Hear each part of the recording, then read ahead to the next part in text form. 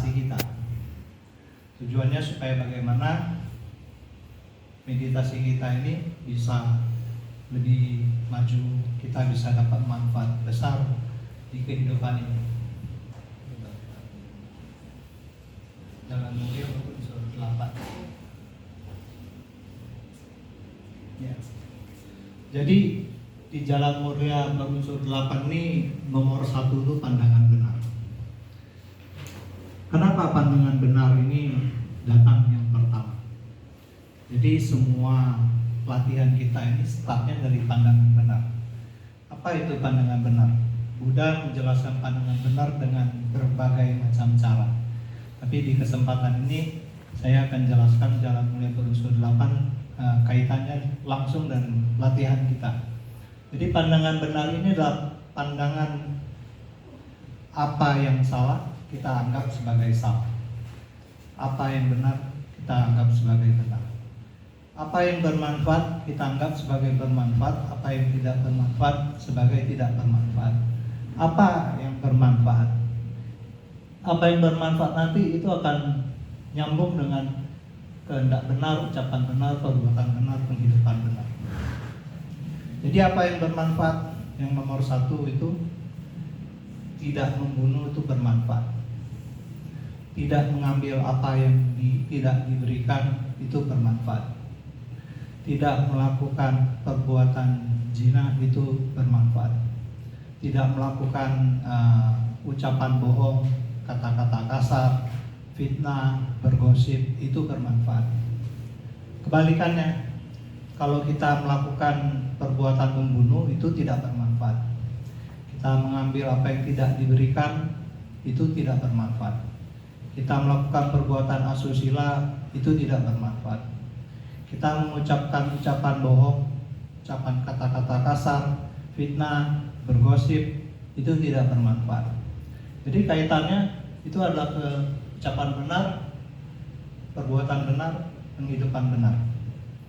Ucapan benar, ya tadi apa yang kita ucapkan itu tidak kasar, bukan kebohongan, bukan fitnah, dan bukan gosip. Yang paling susah sebenarnya gosip, ya, karena batas antara bergosip atau enggak ini terkadang sangat sulit. Tapi ada guru yang menjelaskan seperti saat kita mengucapkan sesuatu atau bercerita tentang orang lain di belakang kita. Kalau kita bayangkan orang tersebut ada di samping kita, apakah kita masih akan berucap dengan cara yang sama? Atau ada orangnya kita berhenti ngomong nih. Ya, kalau kita pada saat orang itu ada kita nggak akan bicara, itu kira-kira bisa kita anggap sebagai tindakan bergosip. Jadi mungkin itu parameter sederhana. Kemudian perbuatan benar. Perbuatan benar ini artinya tidak membunuh, kemudian tidak mengambil apa yang tidak diberikan, tidak melakukan perbuatan asusila. Penghidupan benar, ya penghidupan di mana kita tidak merugikan orang lain atau makhluk lain, dan sesuai dengan apa yang ada di atas. Pandangan benar, kehendak benar, ucapan benar, perbuatan benar. Jadi dasar dari penghidupan benar itu dari 1 sampai ke 4 itu. Kemudian tadi kehendak benar belum saya jelaskan. Apa itu kehendak benar? Kehendak benar itu adalah kehendak untuk meninggalkan hal-hal duniawi.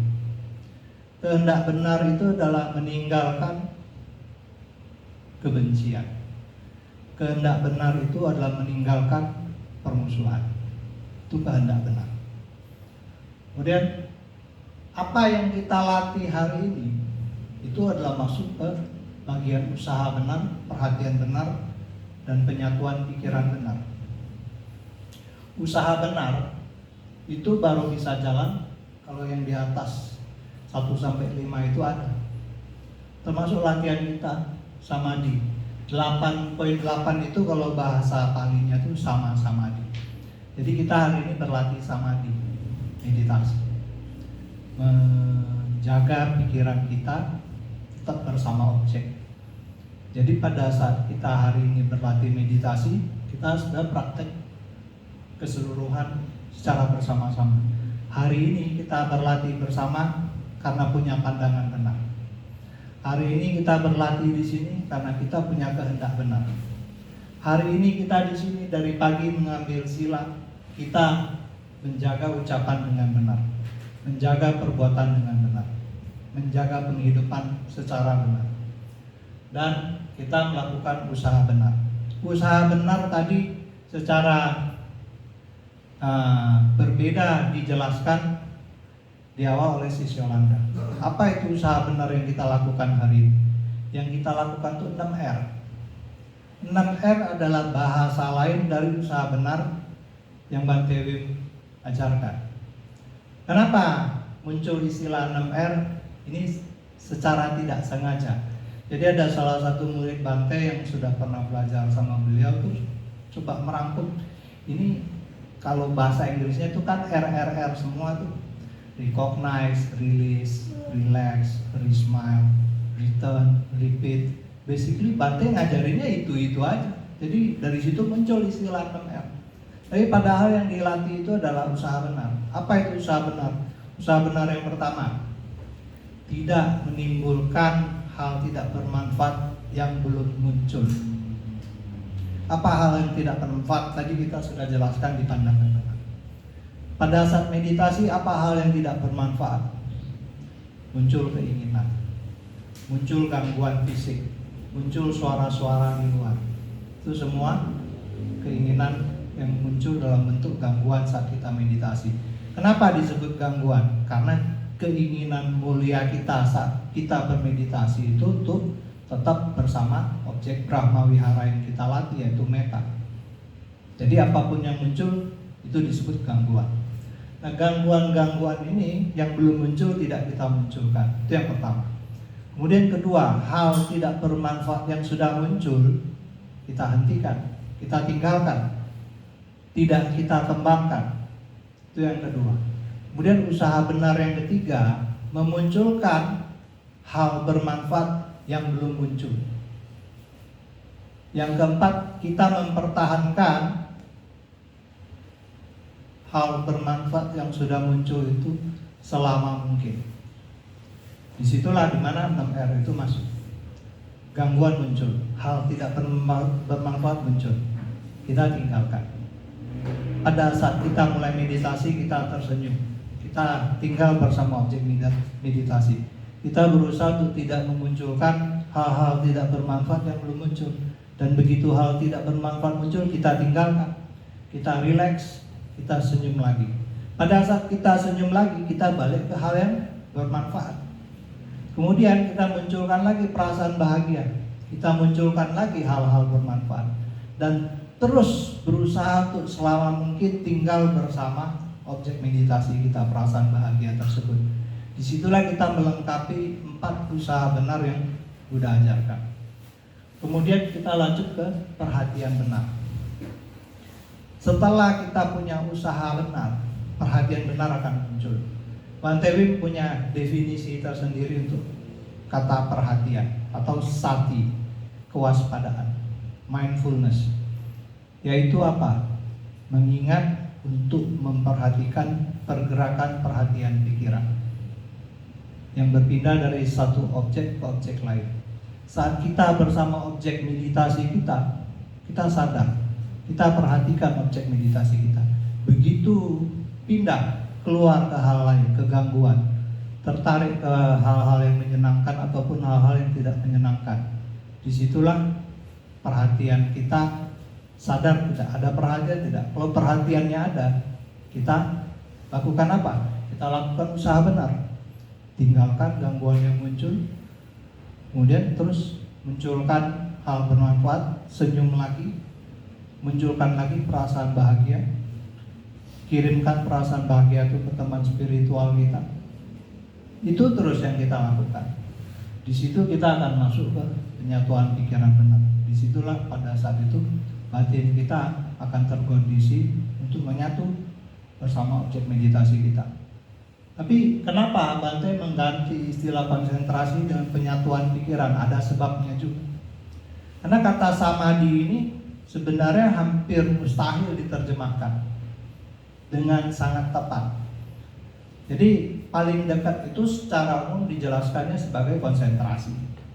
Tapi kata konsentrasi ini terlanjur digunakan bahwa kita ini bersama objek. Kalau konsentrasi itu tidak tergoyahkan.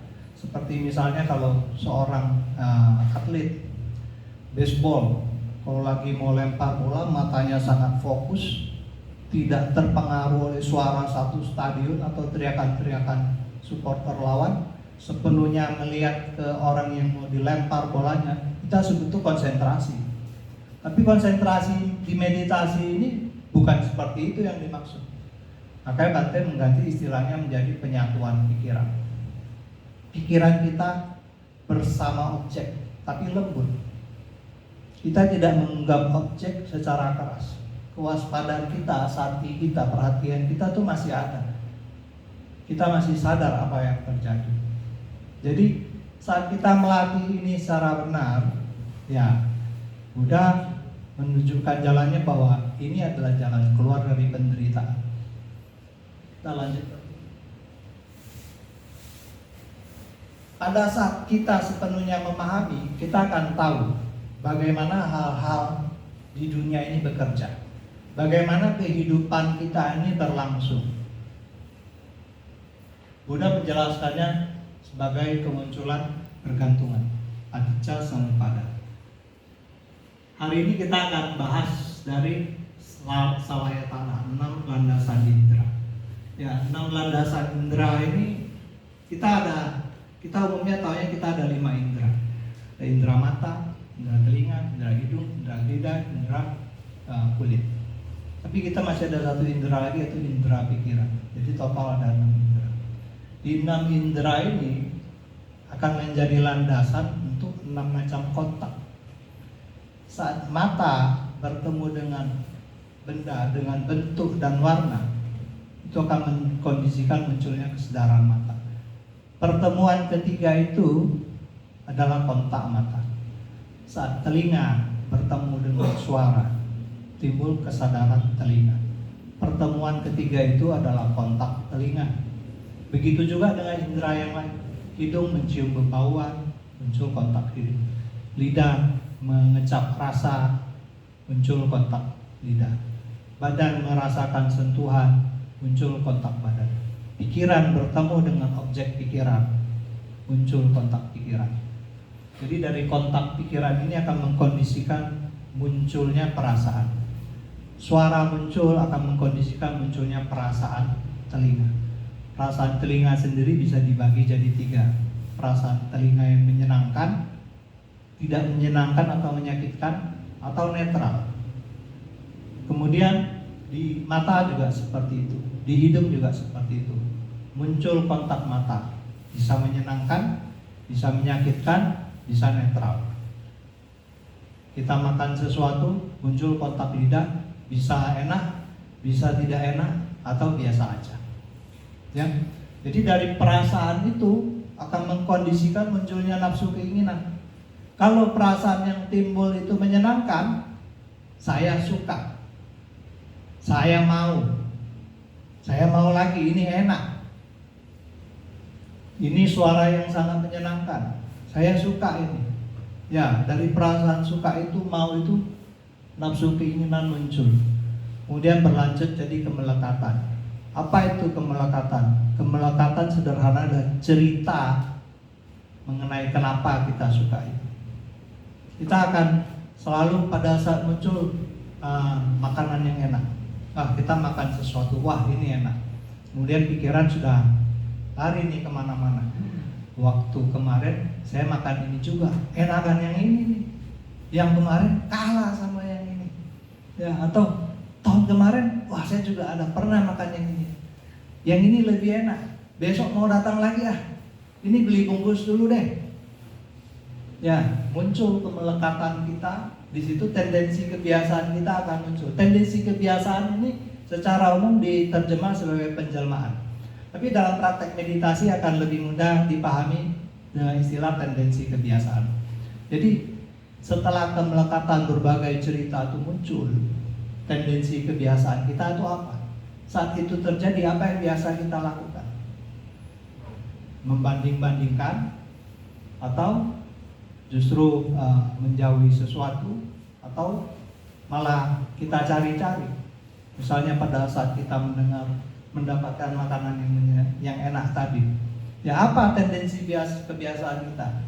Tapau, bungkus lagi, order yang banyak, masuk kulkas di rumah, atau mungkin malah wah ini makanan enak nih, saya ingat orang-orang di rumah, saya beli bungkus lebih banyak untuk orang-orang yang kita kasih.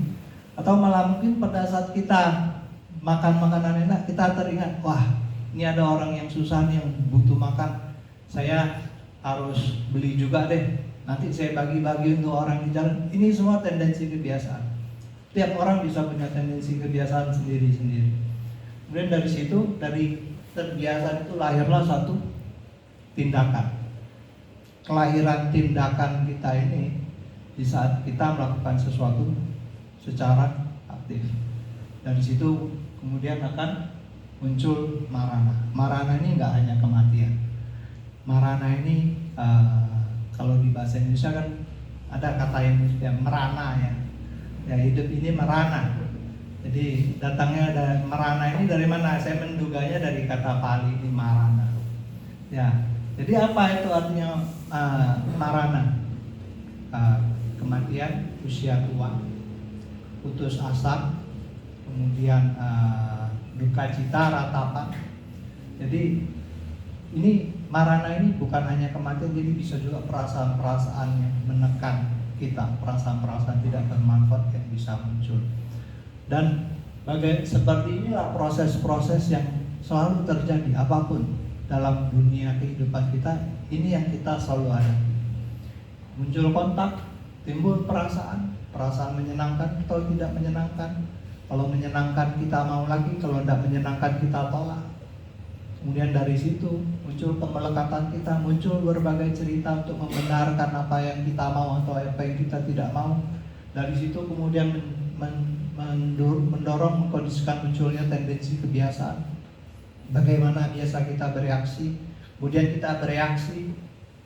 Dari situ lahirlah satu tindakan, perbuatan atau ucapan, kemudian ujungnya marana. Ya. Jadi sederhananya seperti ini penjelasan tentang Paticcasamuppada.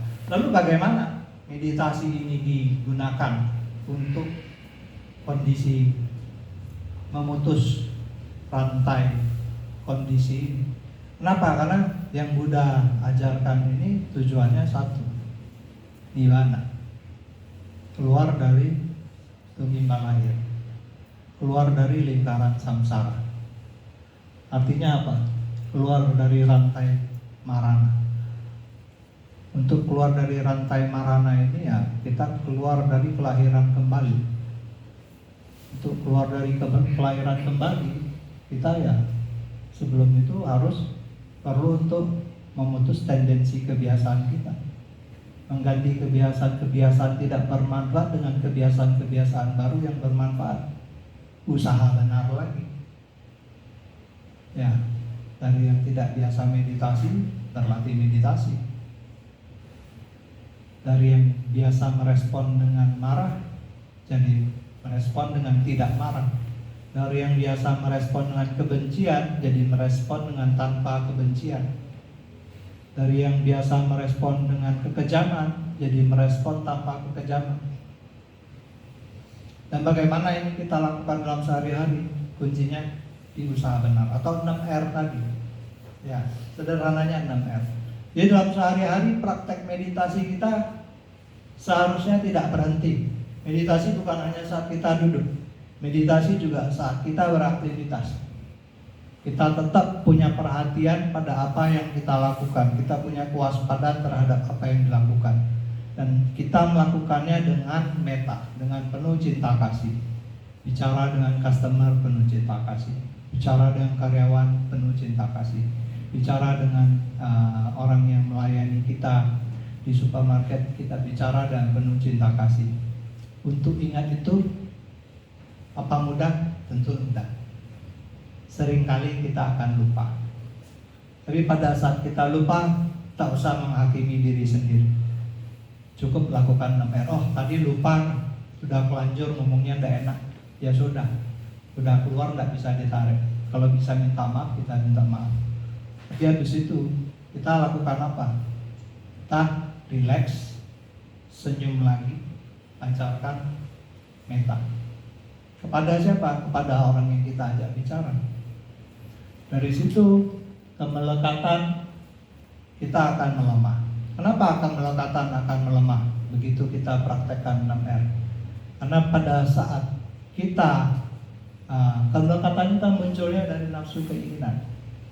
Saat kita menginginkan sesuatu, nafsu keinginan ini bukan hanya kita mau sesuatu, kita tidak mau sesuatu pun nafsu keinginan. Nafsu keinginan ini bukan hanya kita mau sesuatu atau kita tidak mau sesuatu. Kita mengidentifikasi segala sesuatu sebagai milik saya, itu pun adalah nafsu keinginan. Kita mengidentifikasi ini adalah saya, ini adalah aku, ini milikku, ini diriku. Itu adalah nafsu keinginan, adalah tanha. Jadi di situ tiap kali kita menyadari itu kita lakukan 6R. Tiap kali ada penyadaran bahwa oh ini telah terjadi, ini telah muncul, kita lakukan 6R. Begitu terus. Jadi latihan ini sederhana, tapi tidak mudah. Ya, tidak mudah untuk mengingat, untuk melakukan ini. Pada saat kita berlatih meditasi ini, kita akan selalu menghadapi 5 jenis gangguan. Ya, 5 jenis gangguan. Gangguan yang pertama itu saya mau. Sesuatu yang kita mau muncul saat meditasi. Waduh, tadi duduknya enak, saya mau lagi duduk kayak gitu. Ya, muncul nafsu keinginan. Biasa setelah muncul itu tidak bisa meditasi kayak tadi. Kemudian bisa gangguan yang kedua itu saya tidak mau. Ini mungkin juga lebih sering nih. Waduh, kaki sakit, saya nggak mau. Waduh, suaranya berisik, saya nggak mau. Waduh, orang keluar masuk terus, saya nggak mau. Ya, kita menolak itu untuk terjadi. Saat kita menolak itu terjadi, disitulah penderitaan kita muncul. Ya, jadi itu gangguan yang kedua. Gangguan yang ketiga saat kita meditasi yang ngantuk. Ya, ini juga umum. Ya, semua orang ngalamin itu nanti. Meditasi ngantuk. Ngantuk ini ada ngantuk beneran, memang kita kurang istirahat, tapi ada juga ngantuk yang muncul saat kita meditasi. Begitu bangun, segar langsung. Tapi begitu duduk, ngantuk lagi. Ya, kenapa? Apa yang terjadi? Ngantuk ini muncul karena kita kurang interest, kurang ketertarikan terhadap objek kita. Bayangin kalau kita punya janji besok pagi mau senam bareng sama kawan-kawan. Waduh, rame, udah kebayang tuh nikmatnya acara besok pagi. Habis senam bareng, kita mau yamcha bareng, ngumpul bareng sama kawan-kawan lama, seru nih pasti nih. Malam bisa-bisa susah tidur. Ya, lihat jam terus, aduh ini jamnya belum nyampe-nyampe. Semangat, kita nggak ngantuk-ngantuk.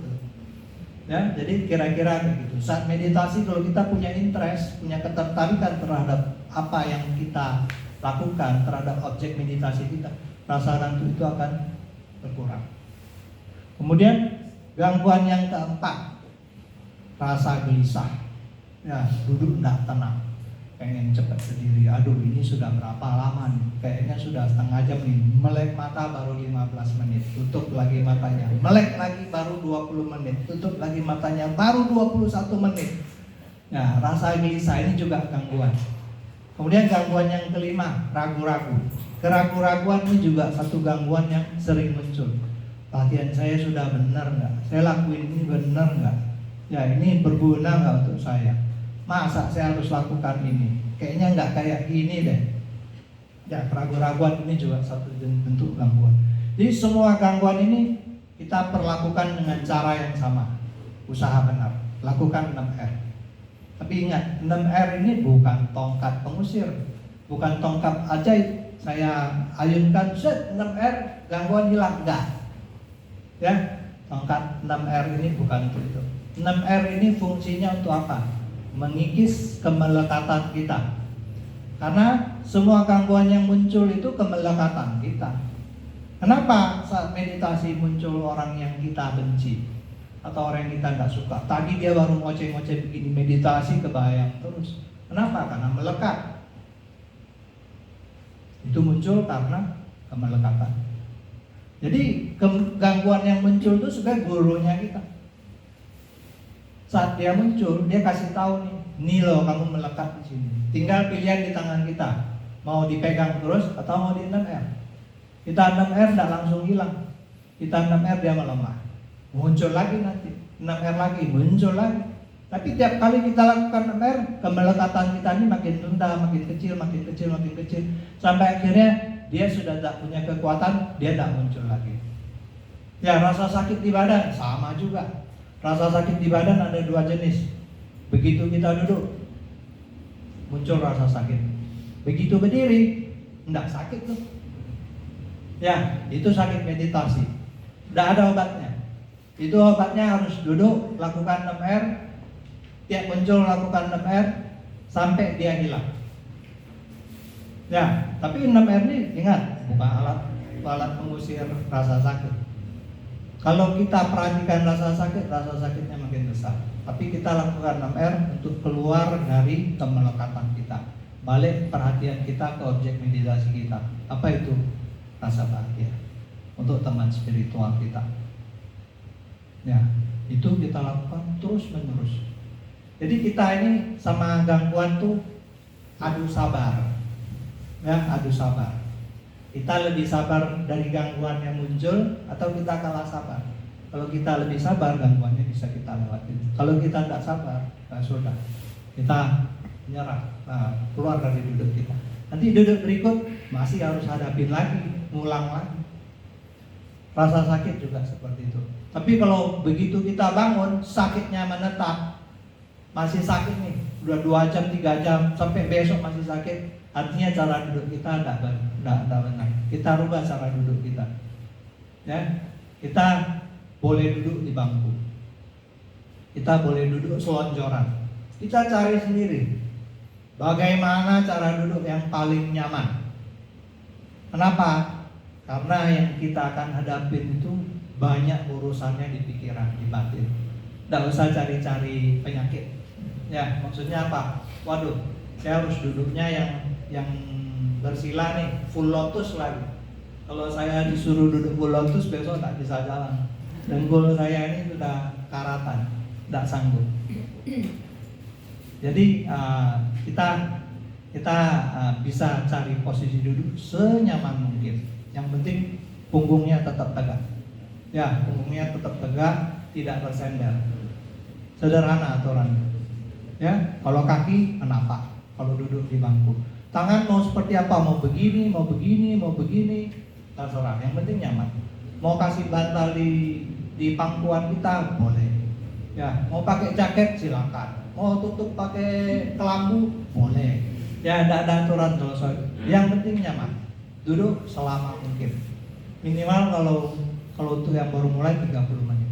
Kalau tadi sudah diminta untuk duduk lebih lama 45 menit, ya usahakan duduk di atas itu. Kalau nyaman, duduk makin lama, makin bagus. Ya, tapi bukan berarti selama duduk harus target. Dan jangan pakai alarm. Ingat, kalau duduk jangan pakai alarm. Jangan setting timer. Nanti bunyi tutut, kita terpaksa keluar dari meditasi. Ya, meditasi kita cukup taruh jam aja di depan kita. Jadi lihat, oh saya duduk mulai jam 2. Ini disuruh duduk 45 menit, berarti sampai 2.45. Udah, kita cukup tahu aja. Gitu duduk, masih nyaman ya sudah, terusin aja. Selama ada waktu terusin aja. Tapi kalau rasanya ini dalam 45 menit saya harus ke kantor, kalau nggak telat nih, ya sudah, coba buka mata lihat, oh benar sudah 45 menit, ya bangun, nggak bangun. Jadi kita coba masukkan latihan kita, meditasi kita ini dalam aktivitas kita sehari-hari. Dan itu nanti akan sangat membantu saat kita duduk lagi. Jadi ini satu lingkaran yang saling berkesinambungan. Duduknya enak, masuk kesehariannya ke bawah, terus objeknya begitu duduk lagi makin enak lagi, dan begitu terus. Di situ kita akan mengalami kemajuan yang lebih cepat. Ya, Si Ivana tadi pagi buka acara, beliau ini luar biasa. Ya, beliau ini ikut ODR, pulang belajar, tiap hari meditasi 2 jam, 3 jam. Ya, kemajuannya luar biasa. Sehari-hari objeknya dibawa terus. Ini salah satu asmen pengajar yang belum pernah ikut retret 10 hari. Tapi karena rutin latihan sendiri di rumah, rutin nanya sama Sis Brenda, tiap ada pertanyaan tanya, tiap ada pertanyaan tanya. Sama itu jadi kayak retret sepanjang tahun dia. Ya, hasilnya luar biasa. Jadi kira-kira itu yang bisa saya sampaikan di sharing kali ini. Mungkin kalau ada pertanyaan, kalau masih ada waktu. Kalau tidak ada, saya serahkan kembali ke Sis Ivana. Silakan Sis. Kali nanya. Ayo. Udah kelamaan. Masalah posisi duduk, saya kan biasanya senangnya duduk di kursi tapi gini. Kalau tadi kan kalau duduk di kursi nggak boleh gantung, tapi saya senangnya posisi gini tapi duduk di kursi. Nggak apa-apa. Nggak apa-apa kan? Nggak apa-apa. Posisi duduk yang penting nyaman, punggung tegak. Ada satu keunggulan duduk bersila, punggungnya otomatis lebih tegak. Ya, tapi kelemahannya kalau nanti sampai satu titik diminta untuk duduk 2 jam, 3 jam, biasa berasa tuh lututnya. Ya, kalau masih setengah jam, 1 jam, biasa enggak terlalu problem sih. Enggak tahu, kecuali memang sudah terbiasa sekali duduk seperti ini. Ya.